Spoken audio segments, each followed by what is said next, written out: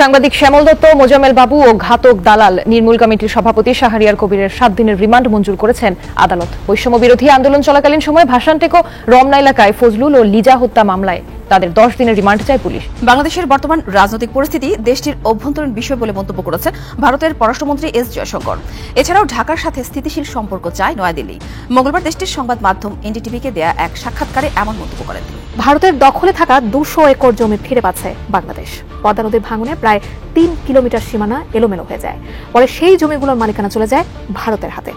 এবার বিবাদমান সেই জমি পুনরায় জরিপ করে প্রকৃত মালিকদের ফিরিয়ে দেওয়ার সিদ্ধান্ত হয়েছে। আদালতে শ্যামল দত্ত, মোজাম্মেল বাবু এবং শাহরিয়ার কবির 3 জন কথা বলেছেন। 3 রকমের কথা।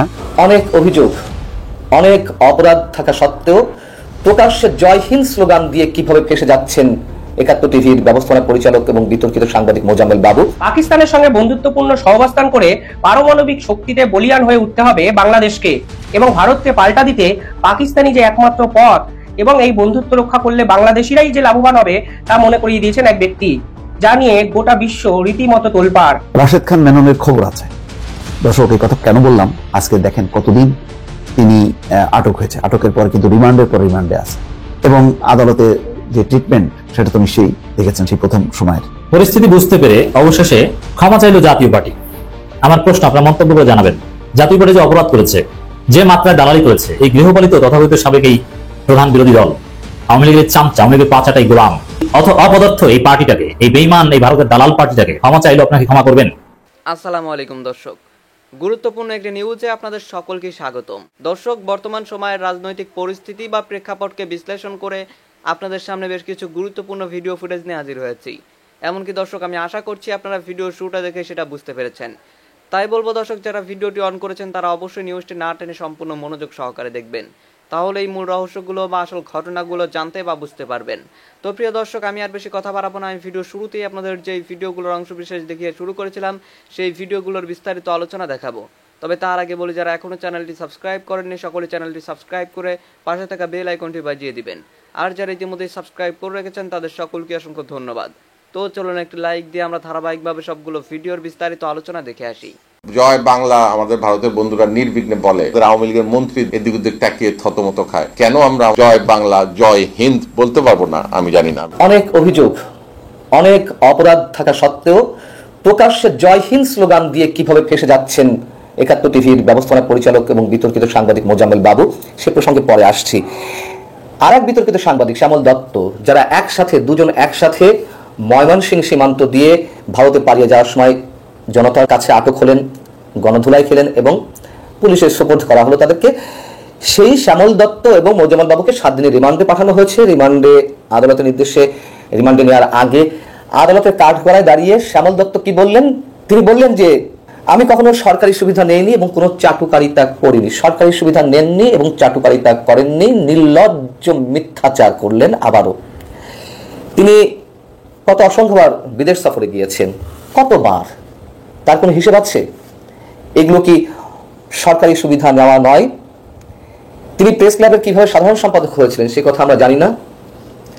এমনকি সাবেক প্রধানমন্ত্রী শেখ হাসিনার প্রেস সেক্রেটারি এহসানুল করিমের মৃত্যুর পর সেই পদটি বাগিয়ে নিতে কত অসুস্থ প্রতিযোগিতা শুরু হয়েছিল এবং তার মধ্যে একজন সেই অসুস্থ প্রতিযোগী ছিলেন শ্যামল দত্ত। কতজনকে দিয়ে তদবির করিয়েছেন।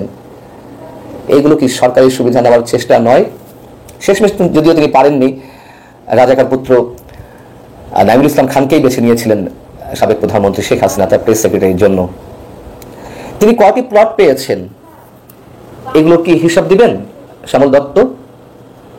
এবং এর বাইরে তার নিজ এলাকা চট্টগ্রামে অভিযোগ উঠেছে হিন্দুদের সম্পত্তি দখলে নেওয়ার। ভয়ে কেউ তার চোখে চোখ রেখে কথা বলতেন না। এর বাইরে আরো তো কত অসংখ্য অভিযোগ রয়েছে। সবচেয়ে বড় যে অভিযোগ, ছাত্র আন্দোলনের সময় 5 আগস্ট শেখ হাসিনা পালিয়ে যাওয়ার 2-4 দিন আগে এই ছাত্র আন্দোলনকে কেন্দ্র করে তিনি যে ধরনের মন্তব্য করেছেন, যে ধরনের উস্কানি দিয়েছেন, বিক্ষুব্ধ হতে বাধ্য করেছেন ছাত্রদেরকে। তিনি কি মন্তব্য করেছিলেন? যে কেউ কেউ নাকি বিশেষ বিশেষ দলের উদ্দেশ্যে বলেছিলেন যে মন্ত্রিসভা গঠন করার পরিকল্পনা হাতে নিয়েছে, নতুন সরকার গঠিত যাচ্ছে, বর্তমান সরকারের পতন হচ্ছে। কিভাবে অধ্যত্ত তিনি প্রচার করেছিলেন, প্রকাশ করেছিলেন। এই তো সেই শ্যামল দত্ত। সবচেয়ে বড় কথা, সরকারি দাবিদারি করতে গিয়ে, সরকারের দালালি করতে গিয়ে যেভাবে সাংবাদিকতা পেশাকে একেবারে ধ্বংস করে দিয়েছেন গুটি কয়েক মানুষের মধ্যে অন্যতম এই শ্যামল দত্ত। আর মোজাম্মেল বাবু, তার সুবিধা নেওয়ার তো শেষ নেই। সরকারের কাছ থেকে যে ধরনের অনৈতিক সুবিধা নিয়েছেন, শুধু ফার্স্ট সিকিউরিটি ইসলামিক ব্যাংক এসএলএমের, তার থেকেই তিনি 200 কোটি টাকা হাতিয়ে নিয়েছেন। আমাদের ধারণা ছিল যে তিনি শত শত কোটি টাকার মালিক, পরে জানতে পারলাম যে তিনি হাজার হাজার কোটি টাকার মালিক। এবং 7 জানুয়ারি নির্বাচনের আগে যে জিনিসটি নিয়ে এখন তিনি ফেসে যাচ্ছেন, জয় হিন্দ স্লোগান দিয়েছিলেন বাংলাদেশ ভারত মৈত্রী সমিতির একটি অনুষ্ঠানে। আমার নিজের কাছে ভালো লাগছে এই জন্য যে তিনি যে প্রকাশ্যে জয় বাংলার সঙ্গে জয় হিন্দ স্লোগান দিলেন, এই বিষয়টি নিয়ে আর তেমন কেউ কথা বলেছে কিনা আমার অন্তত চোখে পড়েনি। বললেও হয়তো প্রসঙ্গক্রমে কেউ উচ্চারণ করতেই পারেন। কিন্তু আমার নিজের কাছে ভালো লাগছে যে এই বিষয়টি নিয়ে এখন তিনি ফেসে যাচ্ছেন। কারণ এই বিষয়টি নিয়ে প্রথমেই কথা বলার চেষ্টা করেছিলাম। আমি নিজেকে খুব বড় হিসেবে জাহির করছি না, আমার অস্তিত্ব লেগেছে। মুক্তিযুদ্ধের চেতনা পণ্য করে যেভাবে ব্যবসা করেছেন তারা, এবং এই স্বাধীন বাংলাদেশে আমি যেমন পাকিস্তান জিন্দাবাদ কোনোভাবেই সমর্থন করতে পারি না, ন্যূনতম ভাবে না, ঠিক একইভাবে জয় হিন্দ স্লোগান কোনোভাবেই এই বাংলাদেশে যারা লালন করেন, বুকে ধারণ করেন, তারা কোনোভাবেই সমর্থন করতে পারেন না। আমি এই জয় হিন্দ স্লোগান দিয়েই আমার এই ইউটিউব চ্যানেলেই অসংখ্যবার কথা বলেছি মোজাম্মেল বাবুকে নিয়ে। ভালো লাগার বিষয় হচ্ছে ওইখানেই যে সেই বিষয়টি নিয়েই এখন মোজাম্মেল বাবু ফেসে যাচ্ছেন। তিনি আদালতের কাঠগড়ায় দাঁড়িয়ে বলেছেন, জয় বাংলা জয় হিন্দ সম্পর্কে আমার বক্তব্য ম্যানিপুলেট করা হয়েছে। কিভাবে ম্যানিপুলেট করা হয়েছে? এবং তিনি যে জয় বাংলা সাথে জয় হিন্দ স্লোগান দিলেন, আমরা তো স্পষ্ট শুনতে পেলাম যে তিনি তৎকালীন মন্ত্রীদের উদ্দেশ্যে বলছেন, কেন আমাদের মন্ত্রীরা জয় হিন্দ স্লোগান দিতে মুখ পাচুমাচু করেন? তিনি তাদেরকে চ্যালেঞ্জ করে বলে বসলেন যে এই দেখুন, আমি জয় হিন্দ স্লোগান দিচ্ছি। তিনি তার চিন্তা চেতনায়, মস্তিষ্কে, মননে, ভাবনায় ভারতকে এতটাই লালন করেন, জয় বাংলার সঙ্গে তিনি জয় হিন্দ স্লোগান প্রকাশ্যে দিতে চান।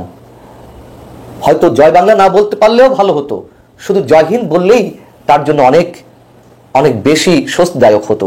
এবং তখন আমি যে কন্টেন্টটি করেছিলাম আপনাদের সামনে, আমি বলেছিলাম যে জয় হিন্দ স্লোগান না দেওয়ার মনোবেদনায় মোজাম্মেল বাবু।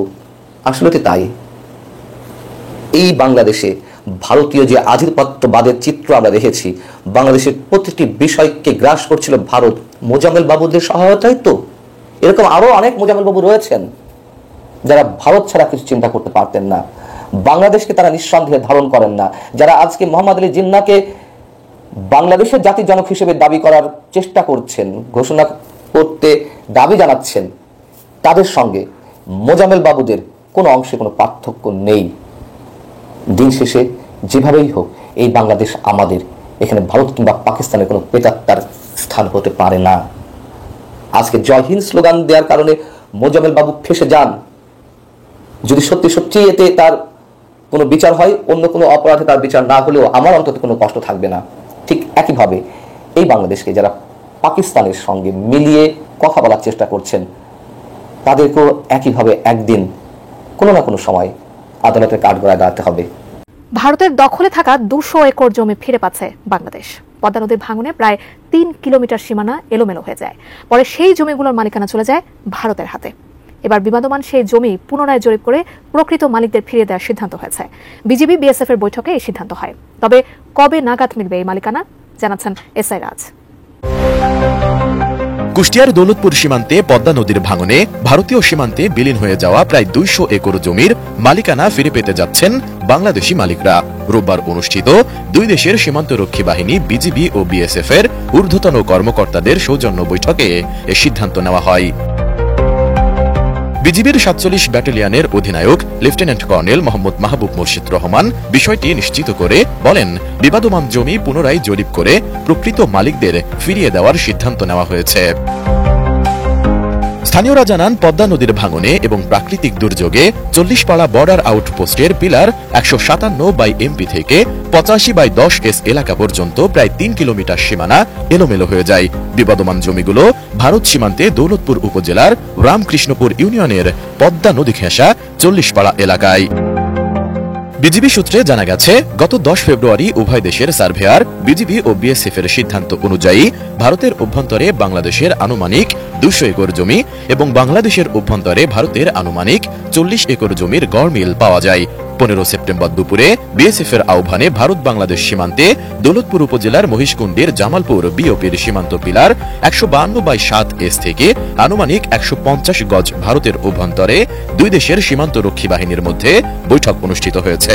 এতে বিবাদমান জমি নিয়ে আলোচনা করা হয়। এছাড়াও সীমান্তে হত্যা বন্ধ ও মাদক পাচার রোধে গুরুত্ব আরোপ করা হয়। অনুষ্ঠানে বিজিবির পক্ষে কুষ্টিয়ার বিজিবি 47 ব্যাটালিয়নের অধিনায়ক লেফটেন্যান্ট কর্নেল মোহাম্মদ মাহবুব মুর্শিদ রহমান এবং বিএসএফ এর পক্ষে রওশনবাগ ব্যাটালিয়নের কমান্ডেন্ট বিক্রম দেব সিং নেতৃত্ব দেন। লেফটেন্যান্ট কর্নেল মোহাম্মদ মুর্শিদ রহমান বলেন, আগামী অক্টোবরে সুবিধাজনক সময়ে এই জমি উভয় দেশের সার্ভেয়ার এবং বিজিবি বিএসএফ এর উপস্থিতিতে জমির প্রকৃত মালিকদের বুঝিয়ে দেওয়া হবে। এতে দুই দেশের ব্যাটালিয়ন কমান্ডারগণ একমত পোষণ করেছেন। তবে জমি বুঝে না পাওয়া পর্যন্ত কেউ তা ব্যবহার করতে পারবে না। এ সময় সীমান্তের অন্যান্য বিষয় নিয়েও আলোচনা করা হয়। প্রাণঘাতী অস্ত্র ব্যবহার করে সীমান্ত হত্যা বন্ধ, ভারত থেকে বিভিন্ন ধরনের মাদকদ্রব্য এবং নিষিদ্ধ পণ্য বাংলাদেশের অভ্যন্তরে প্রবেশ না করা, নিরীহ বাংলাদেশী নাগরিককে সীমান্ত হতে আটক না করা এবং আসন্ন দুর্গাপূজা উপলক্ষে সীমান্তবর্তী জনসাধারণ অবৈধভাবে সীমান্ত পার হয়ে মণ্ডপে আসতে না পারার বিষয়েও আলোচনা করা হয়। রাশেদ খান মেননের খবর আছে। দর্শক, এই কথা কেন বললাম, আজকে দেখেন কতদিন তিনি আটক হয়েছে। আটকের পর কিন্তু রিমান্ডের পর রিমান্ডে আছে এবং আদালতে যে ট্রিটমেন্ট সেটা তো নিশ্চয়ই দেখেছেন সেই প্রথম সময়ের। কিল, জুতা, লাথি, পচা ডিম নিক্ষেপ কোনো কিছুই বাদ যায়নি। এখন রিমান্ড আর শেষ হচ্ছে না। এখন সর্বশেষ আবার 3 দিনের রিমান্ড, সেটা হচ্ছে মির্জা আব্বাসকে হত্যা চেষ্টার মামলা। এখানে বলা হচ্ছে যে বিএনপির স্থায়ী কমিটির সদস্য মির্জা আব্বাসের উপর হামলার ঘটনায় শাহবাগ থানার মামলায় রাশেদ খান মেননের 3 দিনের রিমান্ড মঞ্জুর করেছে আদালত। তাকে কারাগার থেকে আদালতে হাজির করে, ও কারাগারে রিমান্ড শেষ হওয়ার পর কারাগারে ঢুকাইছে, আবার এখন রিমান্ডে, অর্থাৎ কারাগার, আদালত আর রিমান্ড এই চলতে থাকবে। এই সময় মামলা তদন্ত কর্মকর্তা তার 5 দিনের রিমান্ড চেয়ে আবেদন করেন। পরে শুনানি শেষে ঢাকা মেট্রোপলিটন ম্যাজিস্ট্রেট মাহবুবুল হক 3 দিনের রিমান্ড মঞ্জুর করেন। এই মামলার বিষয়বস্তু কি সেটা তদন্তকারী কর্মকর্তা বাকি তারা বুঝবে। আমার কথা হলো যে রাশেদ খান মেননদের বড় ধরনের অপরাধ হলো তাদের যে একসময় বর্ণিল সংগ্রামী জীবন, বিপ্লবী জীবন, আন্দোলন সংগ্রাম, মানুষের জন্য কি না করেছেন, এদের শেষ জীবনের পরিণতি ভয়ঙ্কর এবং ভয়ঙ্কর অপরাধ। সুবিধাবাদিতা, দুর্নীতি, অনিয়ম, লুটপাটের এই শাসন শেখ হাসিনার, সেই শাসনের তারা শরিক ছিলেন, সুবিধাভোগী ছিলেন। শেখ হাসিনার দয়ায় তারা এমপি হতেন, মন্ত্রী হতেন, যার জন্য মানুষের ক্ষোভ বিক্ষোভ কি, মানুষের আকাঙ্ক্ষাটা কি, কোনো কিছুকে তারা তোয়াক্কা করেননি। কিন্তু বা ফজল হোসেন বাদশা বা রাশেদ খান মেনন এদের যে আগের ঐতিহ্যের সাথে এই শেখ হাসিনার মানে পা চাটা, এটা কি মানায়? মানায় না, তারপরে করে গেছে। খেয়াল করেন, আন্দোলনের চূড়ান্ত পর্যায়ে যখন 300-400 ছাত্র মারা গেছে, তখন চট করে গণভবনে ডাক আসলো, শ্বশুর করে কুত্তার মতন সব দোয়াইলো, দোয়াই যে বাইরে এসে বলতেছে যে জামাত শিবিরের রাজনীতি নিষিদ্ধ। আরে ঘটনা এখনো অন্য একটা, যে ছাত্র আন্দোলনে এত ছাত্র মারা গেল, তাদের দাবি দাওয়া পূরণ বা কেন এত মারা গেল, সরকারকে তারা টাইট করে ধরবে, যে দায় নিতে হবে এবং দায়ীদের বিরুদ্ধে তদন্ত কমিশন করতে হবে, অর্থাৎ চাপ দেবে তারা।